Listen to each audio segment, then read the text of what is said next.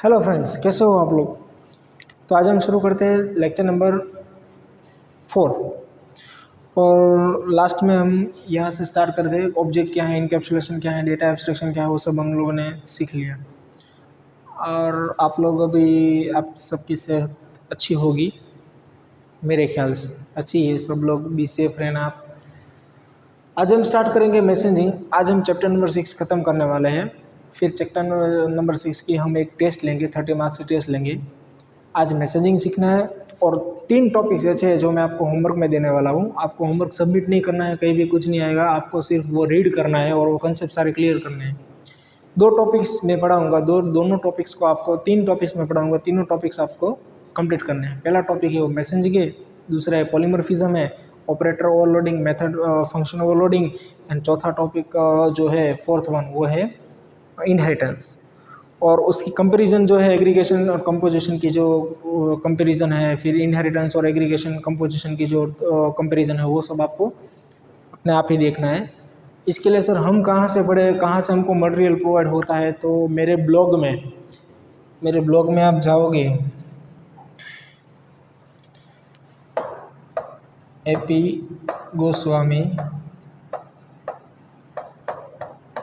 Info, ये Google पे आप सर्च कर देना, पहले मेरा ब्लॉग आएगा। उसमें स्टैंडर्ड 12th की टेक्स्ट बुक कंप्यूटर की मैंने रखी है, सारे सब्जेक्ट की रखी हुई है। आपको जब भी कोई भी ऐसा मटेरियल चाहिए तो आप इसमें से डायरेक्टली ले सकते हैं, ठीक है। तो हम स्टार्ट करते हैं। What is the terminology of messaging क्या काम करता है। In object oriented terminology, a call to a method is referred to as a message. Due to encapsulation, all methods call are handled by object that recognize the method. मान लो हमारे पास 2 method है, दोनों का नाम डिस्प्ले है। क्या है? Display. 2 method है, दोनों मेथड का नाम है डिस्प्ले, सेम नेम है, क्लास अलग अलग। एक क्लास का नाम मैं यहाँ दे देता हूँ पर्सन, और एक क्लास का दे देता हूँ मैं टीचर। ये दो क्या है? क्लास है। क्या है? क्लास। और ये दोनों क्या है? मेथड्स है। क्या है? मेथड्स। दो सेम मेथड को एक साथ कॉल करना है तो इसीलिए कौन सी प्रोसीजर फॉलो करनी होगी, तो उसके लिए हम क्रिएट करते हैं ऑब्जेक्ट कैसे क्रिएट करते हैं, कैसे बनाते हो, चैप्टर नंबर 8 और 7 में हम सीख जाएंगे। मेनली चैप्टर नंबर 8 में ही है। चैप्टर नंबर 9 है ऑब्जेक्ट ओरिएंटेड कंसेप्ट, एरे का कंसेप्ट है। चैप्टर नंबर 8 पूरा का पूरा ऑब्जेक्ट ओरिएंटेड कैसे ऑब्जेक्ट कैसे बनाते हैं, ऑब्जेक्ट प्रोग्रामिंग कैसे करते हैं, वो आएगा। और चैप्टर नंबर 7 में सारा बेसिक फंडामेंटल जावा प्रोग्रामिंग का जो भी है, डेटा टाइप किसे कहते हैं, आइडेंटिफायर किसे कहते हैं, कीवर्ड किसे कहते हैं, ये सारी चीज़ें हमें उसमें सीखनी है। कैसे जावा का स्ट्रक्चर होता है, कैसे जावा रन करना है, कैसे प्रोग्राम बनाना है, कैसे जावा इंस्टॉल करना है, और कैसे हमारे पीसी में उसको रन करेंगे। तो कई लोगों के पास पीसी नहीं है तो उसकी कोई दिक्कत नहीं है, पीसी जिनके पास है उनको करेंगे। बाद में जब ऑफलाइन हमारी स्कूल स्टार्ट हो जाएगी फिर हम लोग उसमें प्रैक्टिकल में आपको टोटली प्रैक्टिकल करवाऊंगा जावा प्रोग्रामिंग का। क्योंकि इसमें प्रॉब्लम ये होता है कि कई सारे लड़के यहाँ से अगर आईटी फील्ड में जाएंगे तो उसको बेसिक कंप्यूटर का नॉलेज भी नहीं होता है। उनको फुल प्रूफ ऐसे इच्छा होती है कि मुझे आईटी फील्ड में ही जाना है, पर कहाँ होता है कि वो उसमें जा ही नहीं सकता, क्योंकि उसके माइंड में ऐसा सेट होता है कि मुझे बेसिक कंप्यूटर भी नहीं आता है, मैं कैसे आईटी फील्ड में जाऊँ। पर ऐसी कोई दिक्कत नहीं है। आप अभी जो स्कूल में हम जो पढ़ा रहे हैं वही आप सीखिए, तो आपका बेसिक फंडामेंटल एकदम मजबूत हो जाएगा, तो आप आगे कुछ भी कर सकते हैं। Now let's start. तो ये पूरा कंसेप्ट मैं आपको ऐसे ही समझा देता हूँ कि डिस्प्ले नाम की 2 मेथड है, पर इसको हम इसके अलग कैसे करें, कौन सी मेथड को पहले रन करना है, कौन सी मेथड को बाद में रन करना है, इसमें कौन सी टीचर वाली है और कौन सी पर्सन वाली है, कैसे पता चलेगा। क्लास हमारे पास 2 है। पर्सन नाम की क्लास में मान लो ये वाली डिस्प्ले वाली नीचे वाली मेथड है, और ये टीचर वाली है, ये ऊपर वाली है, ठीक है। तो उसको दोनों को कॉल करना है, उनको दोनों को पास करना है, उसमें से डेटा हमें देखना है, तो कैसे करेंगे। तो उसके लिए ऑब्जेक्ट का यूज़ होता है। किसका यूज़ होता है? ऑब्जेक्ट का। कैसे? तो यहाँ इस डिस्प्ले के आगे मैं कोई ऑब्जेक्ट क्रिएट करता हूँ, अभी आपको पता नहीं है ऑब्जेक्ट कैसे क्रिएट करना है, पर मैं ऐसे एग्जाम्पल यहाँ लिख देता हूँ, आप लोग समझ लेना। मैं ऑब्जेक्ट का नाम रख देता हूँ P1 पर्सन नाम को, और उसका नाम देता हूँ T1। जब मेन क्लास में मेन मेथड वाला जो फंक्शन है हमारा जावा का, उसमें जब मैं डिक्लेयर करूंगा ये दोनों मेथड को, तो you get generate some error. Okay, computer get some error generate हो जाएगी कि जिसकी वजह से हम ये दोनों मेथड का कोई पता नहीं चलेगा कौन सी मेथड पर्सन क्लास की और कौन सी मेथड टीचर क्लास की। तो इसीलिए मैसेजिंग का क्या होता है कि जो ऑब्जेक्ट का नाम दिया हुआ है वो ऑब्जेक्ट के नाम से हम उसको कॉल करवा सकते हैं। कैसे सर कॉल करवा सकते हैं? तो यहाँ डॉट लगा के, मान लो ये टीचर की है तो मैं सिर्फ लिखूंगा T1 और ये लिखा हूँ P1, ये पर्सन क्लास डिस्प्ले। अब इस मेथड में कुछ भी लिखा होगा, कुछ भी प्रोग्रामिंग आपने किया है, वो अभी उतना डीप में नहीं जाना है, पर हमें इतना याद रखना है T1 है तो टीचर डिस्प्ले में सेम मेथड नाम को जब भी कॉल करना होता है तभी मैसेजिंग का यूज़ होता है। इतना कंसेप्ट याद रखना है। मैसेजिंग मतलब सेम नाम की मेथड होती है, उसको ऑब्जेक्ट के नाम से हम कॉल करवाते हैं, तो ऑब्जेक्ट के नाम से हम उसको डिक्लेयर करते हैं, तो उससे बोलते हैं मैसेजिंग। डिफरेंट क्लासेस में है same method. Okay, yes, different classes person and teacher different classes, same method with same name. Okay, दोनों के नाम सेम है। फॉर एग्जाम्पल क्लास डेट, यहाँ एग्जाम्पल चेंज हो गया, कोई बात नहीं, हमारे पास दो क्लास नेम है, यहाँ डेट नाम दिया है, हमारे पास पर्सन और टीचर नाम है। Date has method name display, okay, that display that is date object in specific format. Suppose there are other classes time and person, और क्लासेस है टाइम एंड पर्सन नाम के भी क्लास है, both having method with the same name display. जो मैंने अभी समझाया वही बात इसमें चल रही है, इससे कोई दिक्कत नहीं है। आपको अगर इसमें भी नहीं समझ में आता है तो समझो कि आपको अब और कुछ भी नहीं समझ में आ जाएगा, तो कुछ भी नहीं समझ सकते। मतलब to display time in specific format and to display the detail of person respectively. When method display is invoked in the program, how to know which method to be executed? जो भी क्वेश्चन मैंने अभी आपको पहला था, कौन सी method computer कैसे पता चलेगा कंप्यूटर को कौन सी मेथड को पहले मेरे को कॉल करवाना है, तो यही बात इसमें बोली गई है। This determinate using this object that invoke the method. For example, if display is called by object of person class, it's execute the display method defined in method class. Okay, तो मैं यही बात पूरी आपको समझाना चाहता हूँ कि जब भी कोई भी प्रोग्राम में एक नेम सेम नेम की कोई भी हमारे पास मेथड्स हो, उसको अगर कॉल करवाना है, जब भी आप जैसे ही चाहे ऐसे आप कॉल करवाना चाहते हैं, तो उसके आगे हमें ऑब्जेक्ट का नाम लिखना कंपलसरी है। जैसे मैंने यहाँ लिखा हुआ है, मेरे पास दो क्लास है, उसका मैंने ऑब्जेक्ट क्रिएट किया हुआ है और वही ऑब्जेक्ट के नाम से मैं यहाँ मेथड को कॉल करवा सकता हूँ। That's called messaging. जैसे ही मैं आगे प्रोग्रामिंग आपको कराऊंगा ये सारे कंसेप्ट आपको क्लियर हो जाएगी। तो मैसेजिंग में आपको यही याद रखना है कि सेम मेथड को अगर कॉल करवाना है तो उसके लिए हम यूज़ करेंगे। अब आ रहा है इसमें से मैक्सिमम 2 मार्क्स के क्वेश्चन निकल सकते हैं, आपको याद रखना है। आपको तो वो तो पता है ना, टोटल हमारे MCQ कितने 100 मार्क्स से आते हैं। ये चैप्टर जो है जावा ऑब्जेक्ट ओरिएंटेड OOP, मैं सिर्फ OOP लिखता हूँ, ये चैप्टर सिर्फ 8 मार्क्स का है। ये 8 मार्क्स का चैप्टर बहुत इंपॉर्टेंट काम कर जाता है। आपको पता नहीं है तो मैं बोल दूँ, कोई बात नहीं। चलो, पॉलीमॉर्फिज्म हेडविज मैनीफॉर्म MCQ में सबसे ज़्यादा पूछने वाला क्वेश्चन अब तक का है। Many forms it means polymorphism, they are many difference from single method और ऑपरेशन। हो सकता है एग्जाम्पल आगे दिया है, मैं आपको एग्जाम्पल पूरा समझाता हूँ तो आपको इजीली समझ में आ जाएगा। Assume that we have return a function name max. हमने एक फंक्शन लिखा है, इसका नाम क्या है? मैक्स। और फंक्शन को कैसे रिप्रेजेंट करते हैं? राउंड ब्रैकेट में। That's find the maximum 2 numbers, it's take 2 integers as a parameter and return maximum integer value. Okay, यहाँ हम ऐसा करते हैं, थोड़ा इसको इरेज कर देते हैं। यहाँ 2 पैरामीटर्स दे देते, एक में देते 13, एक में देते 68। ओके, दे दिया, चलो 2 पैरामीटर्स दे दिए, और इसमें से जो मैक्सिमम नंबर होगा वो ये फंक्शन मैक्स फंक्शन फाइंड करके हमें देगा। अब क्या करना है? Then now suppose we want to add one more function name max that's find maximum of integer element stored in array. अब जो मैं फंक्शन बना रहा हूँ वो एरे का है। हमें एरे पता नहीं है सर, एरे क्या होता है, तो एरे में क्या होता है वो 9th चैप्टर में सीखेंगे। तो अभी हमें क्या याद रखना है? ये एग्जाम्पल याद रखा है, मैक्स नाम के 2 फंक्शन बनाए। चलो, अब मैं यहाँ मैक्स का एक वैल्यू ले लेता हूँ 5। इसके अंदर मैक्स में कितने स्टोर हो गए, तो कि न्यू इक्वल टू कोई वैल्यू दे देता हूँ यहाँ पे 10, 13, 68, 2 ऐसी कोई वैल्यू दे दी। इसमें 5 में स्टोर करा सकते हो, अभी मैंने 4 स्टोर किए, ठीक है।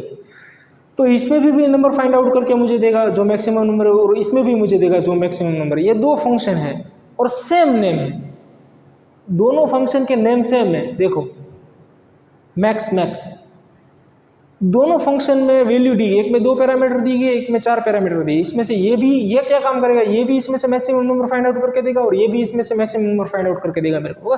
ये बात हमें समझ में आ गई। It's take array as a size of parameter return maximum integer, कौन एरे में से, ओके ठीक। Is it possible to define more than one function with same name. अब तो यहाँ हमें क्वेश्चन दिया है कि ये पॉसिबल है कि सेम नाम के 2 फंक्शन होते हैं तो उसमें से मैक्सिमम वैल्यू फाइंड आउट कर सकते हैं।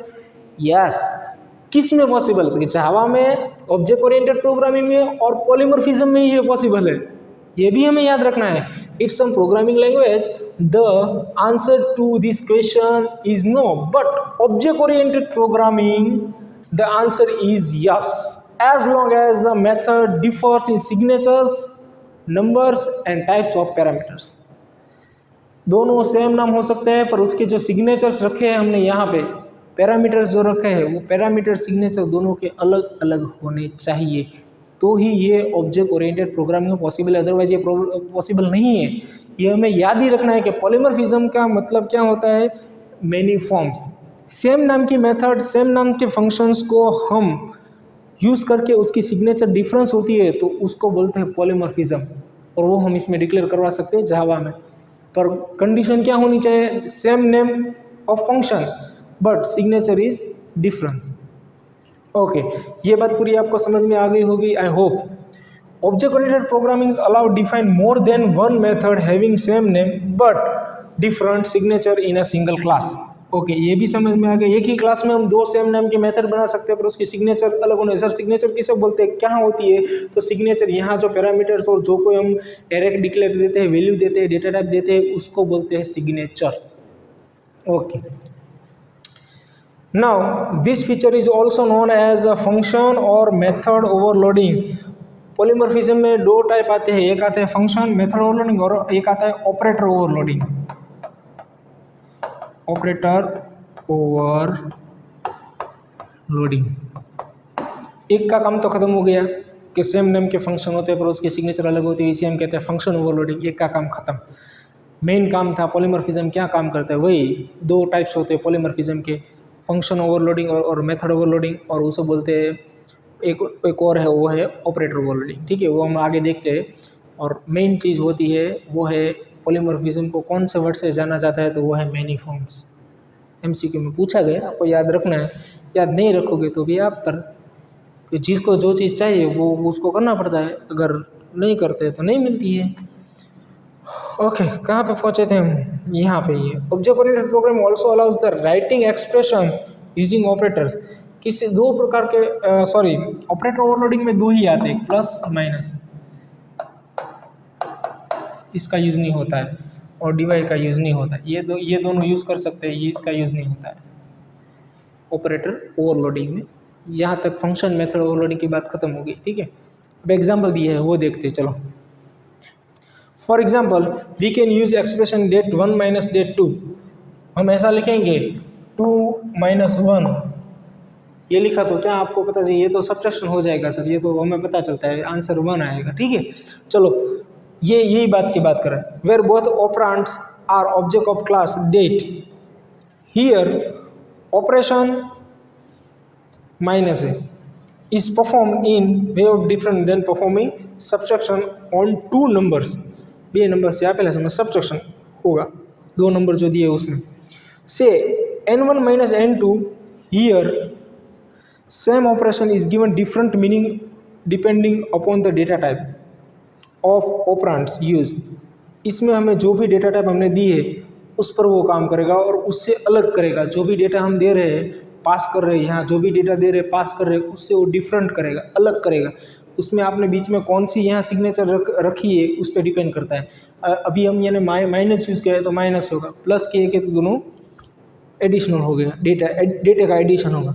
Here some operation is given different meaning depending upon the data of operands use. This type of the polymorphism is achieved through operator overloading. मैंने आपको पहले ही बता दिया, दो टाइप ऑफ का पहले पॉलीमॉर्फिज्म होते हैं, पहले ऑपरेटर ओवरलोडिंग और दूसरा होता है function and methodology. Thus, polymorphism is achieved using two type of overloading: function overloading, operator overloading. In general, capability of use same names to means different things in different context is called overloading. ये सबसे ज़्यादा important है। आपको दिखाई देता है तो ठीक है, नहीं दिखाई देता है तो आप बुक में भी रिफ़र कर सकते हैं ये सारी चीज़, ठीक है। तो ये पॉलीमॉर्फिज्म का पूरा टॉपिक था। हमें इसमें से 3 चीज़ें याद रखनी है। Polymorphism is many forms. Polymorphism have 2 types of overloading: function method overloading and operator overloading. ठीक है, दोनों के एग्जाम्पल दिए हैं, वो आप यूज़ कर सकते हैं। जिसके मेथड और फंक्शन के नेम सेम होते हैं पर सिग्नेचर से डिफरेंट होते हैं उसे कहते हैं फंक्शन और मेथड ओवरलोडिंग। और ऑपरेटर ओवरलोडिंग इसे कहते हैं कि जो डेटा है वो डेटा में जो भी सिग्नेचर प्रक्रिया लॉजिकली बोलते हैं प्रोसेस करता है दो डेटा के बीच में, उसे बोलते हैं ऑपरेटर ओवरलोडिंग। ठीक है, तो ये कंसेप्ट आई थिंक आपको लोगों को समझ में आ गया होगा। अब नेक्स्ट कंसेप्ट पे चलते हैं। हाँ, ये आपके लिए होमवर्क में है। कौन सा सर होमवर्क में? Aggregation and composition. What is aggregation, what is composition और उसमें कौन कौन से क्लास आते हैं, ये आपके लिए होमवर्क में कुमार के दर्पण में से आपको रीड करना है। 3 टॉपिक मैं आपके होमवर्क में दे रहा हूँ, कंपलसरी आपको करना ही। और लास्ट में मैं याद रखना, मैं जब भी टेस्ट लूँगा तभी ये टॉपिक भी मैं रखूँगा क्वेश्चन में, तो आप लोगों को ये कंपलसरी करना है। ऐसा ना हो कि इसमें से आपके मार्क्स चले जाए, ठीक है। हाँ, और टेस्ट देना सर कितना इम्पोर्टेंट है? जितना इम्पोर्टेंट जब भी हमें मार्क्स आपको देने होते हैं। ओके, अब मोस्ट इम्पोर्टेंट ये टॉपिक है, ये पढ़ने वाले हैं। तो टेस्ट देना कितना इम्पोर्टेंट है? कोई भी सब्जेक्ट की टेस्ट हो, आपको टेस्ट देना इतना ही इम्पोर्टेंट है। जब कोई ऐसी लॉकडाउन की सिचुएशन आती है और हमें रिजल्ट बनाने, आप सबको मास प्रमोशन मिल जाता है, तब आप लोगों ने पूरे 2 साल में जितने भी टेस्ट दिए हुए, जो भी टेस्ट दिए, उसमें से हम पूरा कंटेंट निकाल के आपको मार्क्स देते हैं। तो आपको ये याद रखना है कि जब भी कोई भी टेस्ट हो तो सब टेस्ट अटेंड करना है। वो तो क्या हो, जो आलसी हो गए तो उसका तो कुछ हम कर नहीं सकते, पर जो नहीं है वो तो प्रॉपर वे में, जो अच्छे स्टूडेंट है जिसको पढ़ना ही है, पढ़ने उनका काम है, कर्म है। आई ऑल्सो फॉलो दिस कर्म, जस्ट बिकॉज कि जो भी हम कर रहे हैं वही हो रहा है, तो फिर हम क्या कर रहे हैं कि जो हमारे काम करना है वही सब हो रहा है, तो हमें वही करना है और कुछ नहीं करना है। तो डे बाय डे जो भी जितनी भी मेहनत आपसे हो सकती है उतनी करिए। आपका भी काम है पढ़ना, तो आपका कर्म हुआ पढ़ना, तो आपको पढ़ना ही और कुछ सोचना नहीं है।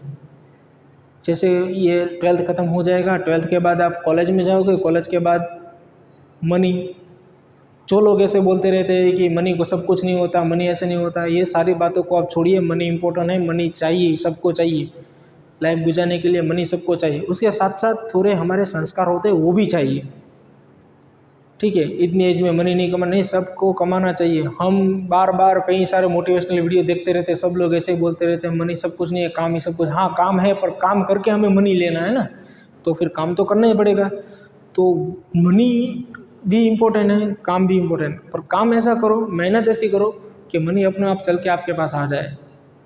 तो इसीलिए मैं कह रहा हूँ कि मेहनत करते रहिए। पूरे सारे के सारे पूरे वीडियो देखना, जो वीडियो पूरे नहीं देखे होंगे तो कुछ भी समझ में नहीं आ जाएगा। ये पूरा थियोरेटिकल टॉपिक है, इसके सारे कंसेप्ट आपको याद रहने चाहिए। हमने स्टार्ट किया था ऑब्जेक्ट से, फिर क्लास से स्टार्ट किया था, फिर उसके 4 टाइप्स होते हैं। पहला टाइप होता है इनकैप्सुलेशन, दूसरा होता है डेटा एब्स्ट्रैक्शन, फिर हमने देखा पॉलीमॉर्फिज्म, और हमारा चौथा वाला ये मोस्ट इंपॉर्टेंट पार्ट है इनहेरिटेंस, वो हम सीखने जा रहे हैं, ठीक है। तो सारे टॉपिक्स इजीली सीखना, बहुत कंप्यूटर इजी होता है। आजकल तो आप मोबाइल का बहुत ज़्यादा उपयोग कर रहे हो, मुझे पता है। बैटल ग्राउंड इंडिया आ रही है, उसमें भी आपको ज़्यादा इंटरेस्ट है, कई सारे स्टूडेंट वो भी देखते रहते हैं, प्री रजिस्ट्रेशन किया हुआ है। तो ये सारी चीज़ें तो इम्पोर्टेंट है, पर 1 घंटा रिलैक्सेशन से लेना, बहुत ज़्यादा मत लेना। 9 घंटे पढ़ाई करनी है, करो, अपने मेन सब्जेक्ट को उस पर फोकस करो। कंप्यूटर को 1 बार 2 बार वीडियो देखेंगे तो आपको पूरा समझ में आ जाएगा, मुझे पता है, इतना तो मुझे विश्वास है कि ये जो 1 बार आप देखोगे तो आपको पूरा समझ में आ जाएगा। दूसरी बार रेफर करने का टाइम नहीं रहेगा मिलेगा, चाहिए ही नहीं, हमें एक ही बार देखना है तो सब समझ में आ जाना चाहिए। इनहेरिटेंस क्या है, कैसे हो रहा है सब काम, वो हमें समझ में आ जाएगी। Okay, now let's start inheritance. Inheritance क्या है? इन generally refers two is a kind of, polymorphism में क्या था? मैनी फॉर्म, ठीक है, इसमें क्या आ गया? Is a kind of. तो जब भी एमसीक्यू में ऐसे रिलेशंस के एमसीक्यू पूरे पेपर में 4 या 5 आते हैं, वो आपको याद रखना है, ठीक है। अभी हमें ये याद रखना है, इज अ काइंड ऑफ और पॉलीमॉर्फिज्म के मेनी फॉर्म्स, ठीक है। रिलेशनशिप बिटवीन टू क्लासेस, कितने classes? 2 classes. It appreciate when one class is a kind of other class. For example, teacher is a kind of person, so all the attributes and methods of class person are applicable to class teacher also. In other word, class teacher inherits all the attributes and behaviors of class person. Class teacher may have additional attributes like subjects and method, like taking lectures of the subject. In such scenario, class teacher can be defined using class person.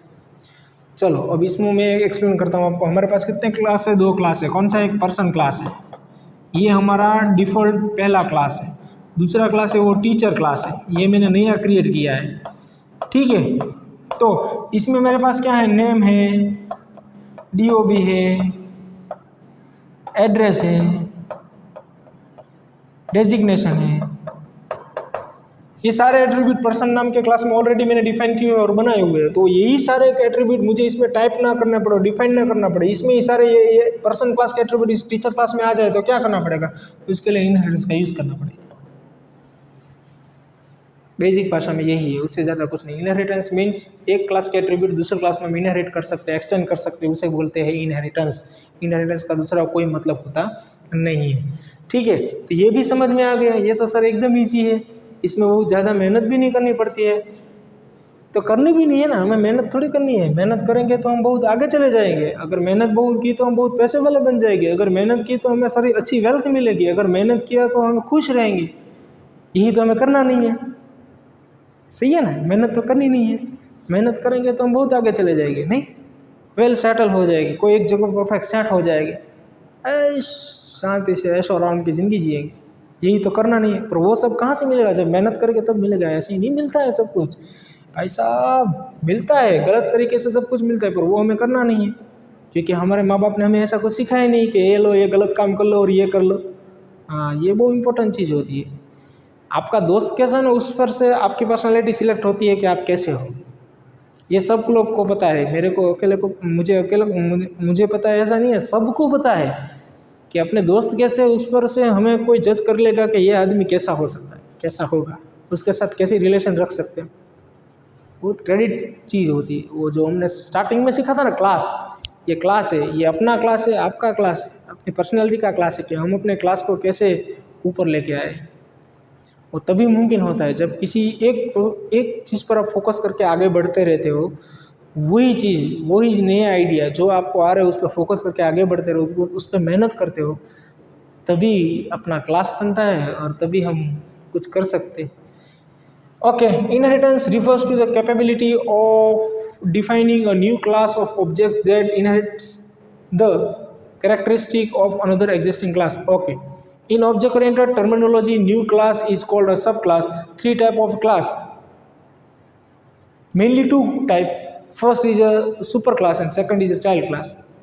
और ऐसे भी कैसे, parent class और child class, ऐसे हमें याद रखना, ठीक है। पेरेंट क्लास मीन्स क्या होता है? सुपर क्लास, बेस क्लास और 3 नाम दिए गए हैं, सुपर क्लास, पेरेंट क्लास और बेस क्लास। तो इसमें से बेस क्लास कौन सा है? हमें 2 क्लास है, पर्सन और टीचर। इसमें से बेस क्लास, सुपर क्लास कौन सा है? तो पर्सन नाम का। क्यों? कि इसमें से हम सारे एट्रीब्यूट लेकर टीचर में डाल रहे हैं। आई बात समझ में? आपको सब समझ में, हमको सब आता है सर, आप टेंशन मत लो, आप ऐसे ही बस पढ़ाते जाओ, हम पढ़ते जाएंगे और कुछ नहीं करना है। Okay, Whereas the existing class is called super class. Sorry, हम यहाँ भूल गए, न्यू क्लास कॉल्ड सब क्लास। तो यहाँ टीचर क्लास जो है वो हुआ सब क्लास, चाइल्ड क्लास और क्या हुआ डिराइव्ड क्लास। ये तीनों सिनोनिम से अपने आप में वो फिट हो जाते हैं। जब भी चाइल्ड क्लास का नाम आए तो आपको याद रखना डिराइव्ड क्लास और सब क्लास और child class that's called teacher. That's called teacher ने इट मीन्स हमें याद रखना है कि ये तीनों सिनोनिम से। सब क्लास क्या होता है कि जिसके अंदर दूसरे मास्टर क्लास के सुपर क्लास के एट्रीब्यूट हम लेते हैं उसे बोलते हैं सब क्लास। तो ये बात आपको समझ में आ गई। कहाँ तक पहुँचे थे? Base class. The data attributes and methods of the superclass are available to object in the subclass without rewriting the declaration। मैंने आपको पहले ही स्टार्टिंग में बोल दिया था पर्सन क्लास के सारे एट्रीब्यूट को मैं बिना टाइप किए हुए डायरेक्टली मैं टीचर क्लास में ले जा सकता हूँ। ये फैसिलिटी दे सकता है। कौन देता है? इनहेरिटेंस देता है, और कोई देता नहीं है। These features provide reusability where existing method can be reused without redefining. Additionally, new data and methods members can be added to the subclass as an extension. It also allows the method to be redefined in subclass as per need. अब हम जब software develop करते हैं तो हमें ही पता है कौन से क्लास को कहाँ एक्सटेंड करना है, कौन से क्लास को कौन सी मेथड प्रोवाइड करनी है, ये हमें ही पता होता है और किसी को पता नहीं होता कि सॉफ्टवेयर तो हम डेवलप करते हैं। तो ये बात है और कुछ नहीं। इनहेरिटेंस का हमें याद रखना है इज अ काइंड ऑफ, और इनहेरिटेंस को क्या कर सकते हैं? सब क्लास और सुपर क्लास, वो हमें याद रखना है और ज़्यादा इसमें कुछ याद रखना नहीं है। दो क्लास में से कोई भी क्लास के एट्रीब्यूट दूसरे क्लास में ले जा सकते हैं, एक्सटेंड कर सकते हैं। हमारे सिलेबस के अंदर एक ही इनहेरिटेंस आता है, वो है मल्टी लेवल। ठीक है, फिर सी लैंग्वेज, सी प्लस प्लस, ये सारी प्रोग्रामिंग लैंग्वेज में आप जाओगे तो उसमें होता है hierarchical, simple and multi level and multiple. ये 4 टाइप्स के होते हैं इनहेरिटेंस। पर अभी हमारे सिलेबस में जावा प्रोग्रामिंग में एक ही दिया है, एक ही याद रखना है, मल्टी लेवल। नेक्स्ट आगे देखते हैं।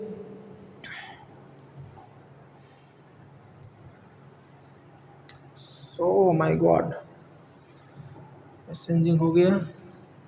पॉलीमॉर्फिज्म यह आपका होमवर्क है, ये भी होमवर्क है। एग्रीगेशन ये होमवर्क है, ये भी होमवर्क है। इनहेरिटेंस हो गया। ओके, अब इनहेरिटेंस का एग्जाम्पल दिया है, वो भी हमें याद रखना है। देखो मैंने जो अभी समझाया था भाई, ये हमारा कौन सा क्लास? सुपर क्लास और पेरेंट क्लास, बराबर। और ये हमारा कौन सा क्लास हो गया? सब क्लास और चाइल्ड क्लास। तो पेरेंट क्लास के सारे attribute name, city, gender, birth date, profession, ये सारे के सारे मैं इसमें यूज़ कर सकता हूँ। इसमें ऑलरेडी एक इन लोगों ने डिक्लेयर किया हुआ है, वो उसका नाम क्या है? सब्जेक्ट नाम का एट्रीब्यूट है इसमें। बाकी ये सारे नाम पर्सन नाम में भी आते हैं और टीचर नाम में भी आते हैं। ठीक है, और मोस्ट इंपॉर्टेंट चीज़ वो याद रखनी है, वो है ये सिंबल। इनहेरिटेंस के कौन से सिंबल से रिप्रेजेंट किया जाता है? Which symbol use to represent inheritance, then must go on this symbol. आपको ये कंपल्सरी याद रखना। कई सारे सिंबल के क्वेश्चंस आएंगे, वो आपको याद रखने हैं। तो यही हमारा खत्म हो जाता है इनहेरिटेंस। और इसमें आता है generally another name of inheritance और इज अ। आगे हमने देखा था इज अ काइंड ऑफ और इज अ रिलेशनशिप। क्या बोला? अनदर नेम ऑफ इनहेरिटेंस, दूसरा नाम भी हो सकता है। मतलब एमसीक्यू में आपको दोनों तरह से कंफ्यूजन कर सकते हैं। सिर्फ इनहेरिटेंस का नाम लिखा होता है तो आपको दोनों याद रखना है। इज अ काइंड ऑफ लिखा है तो वो ऑप्शन आएगा, और इज अ काइंड ऑफ नहीं लिखा है और कुछ भी लिखा है, इज, हैज और लिखा है तो इसमें इज अ रिलेशनशिप भी आएगा इनहेरिटेंस, वो भी आपको याद रखना है। तो इसमें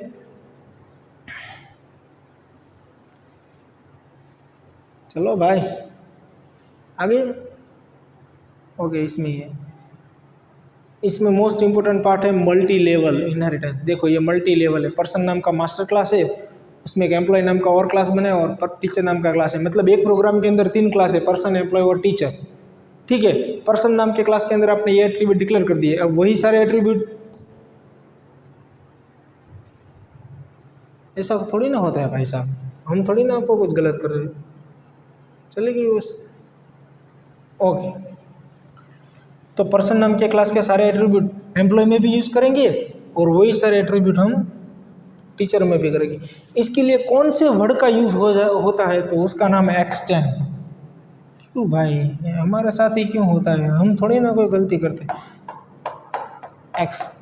एक्सटेंस, ये वर्ड का कीज हो जाए, मतलब पर्सन क्लास, यहाँ एम्प्लॉय क्लास है तो यहाँ एम्प्लॉय क्लास में मैं ऐसे लिख दूंगा एक्सटेंस, फिर क्लास नेम कौन सा है तो कि पर्सन, तो मैं ऐसे लिख दूंगा पर्सन। वो यही सारे एट्रीब्यूट मुझे इसमें चाहिए तो यहाँ मैं कीवर्ड लिख दूंगा एक्सटेंस। और कौन सी क्लास से लेना है मुझे, तो पर्सन क्लास से लेना था, यहाँ फिर एक्सटेंड, फिर क्लास नेम पर्सन। तो ये सारे के सारे हो गए इनहेरिटेंस। अब इसमें आपको कोई दिक्कत है, कुछ समझ में नहीं आ रहा है तो आप फिर से वीडियो देखना, फिर से इसमें कुछ ज़्यादा झोलमाल नहीं है, एग्जाम्पल दिया है, इसमें लिखा हुआ है, देखो ये भी कहता हूँ मैं कौन सी चीज़ के क्या है। Some time we are may be classically hierarchy of inheritance between classes, for example class employee can be derived from class person, okay सही है। Then class teacher can be derived from employee, ये भी सही है। Here employee is a kind of a person and teacher is a kind of employee, such their inheritance is known as a multi-level inheritance। हाँ, इसमें एक और चीज़ है, यहाँ मैंने दोनों में क्या किया है, पर्सन नाम का ही क्लास का यूज़ किया है, पर आप ऐसे भी कर सकते हो, यहाँ पर्सन नाम का एक्सटेंड कर लिया तो यहाँ मुझे एम्प्लॉय नाम से डायरेक्टली लेना है, ये इसके सारे के सारे आईडी मुझे इसमें चाहिए तो यहाँ मैं एम्प्लॉय लिख दूंगा। यहाँ पर्सन भी लिख सकते हैं, ऐसा नहीं है कि सर आपने एग्जाम्पल पढ़ा और फिर बाद में आपने चेंज कर दिया, ऐसा नहीं है। पर्सन भी लिख सकते हैं और एम्प्लॉय भी लिख सकते हैं, दोनों क्लास में से मैं एक क्लास को पर्सन क्लास दोनों में एक्सटेंड करवा सकता हूँ, ऐसा नहीं है कि एक ही क्लास करा सकता हूँ, ठीक है। पर अभी मैंने एग्जाम्पल पढ़ा तो आपको क्या झूठा नहीं पढ़ाना चाहिए, गलत नहीं पढ़ाना चाहिए मुझे, इसीलिए मैंने ये थोड़ा चेंज कर दिया, कोई बात नहीं। तो अभी पर्सन क्लास को एम्प्लॉय क्लास के अंदर पर्सन के सारे एट्रीब्यूट आ जाएंगे और टीचर क्लास में एम्प्लॉय के सारे एट्रीब्यूट आ जाएगी। तो ये सिंपल एग्जांपल है, ये हमें याद रखना, और कुछ नहीं है। नेक्स्ट देखते हैं क्या है। ये आपको करना है, ये वाला कंपोजिशन वर्सेस इनहेरिटेंस, 3 टॉपिक अभी तक हुए, वो आपको करने हैं, ठीक है। उसके बाद नेक्स्ट, ओह यस, ये सारे एमसीक्यू है। In object oriented methodology the focus is which of the following entities, तो सब पे फोकस करता है, डेटा पे, फंक्शन पे, ऑब्जेक्ट पे, सब पे फोकस करता है। विच of the following best suit in Java object oriented programming language.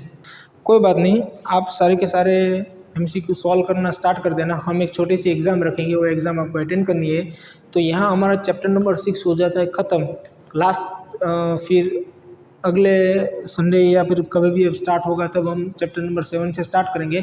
उससे पहले मैं आपको 30 मार्क्स एक टेस्ट अटेंड दूंगा, वो टेस्ट आपको सॉल्व करनी है। आप मेरे गूगल क्लासरूम में ज्वाइंट हो गए हो तो ज्वाइंट, नहीं हुए तो ज्वाइंट हो जाना, अगर हो गए हो तो दिक्कत नहीं, उसमें आपको लिंक मिल जाएगी टेस्ट की और वो टेस्ट आप उसमें अटेंड करेंगे। कंप्यूटर की टेस्ट आपकी वीडियो एप्लीकेशन में नहीं आएगी, 100 मार्क्स की, और जो फाइनल एग्जाम ऐसी कुछ होगी तो वो आपके एप्लीकेशन में आएगी।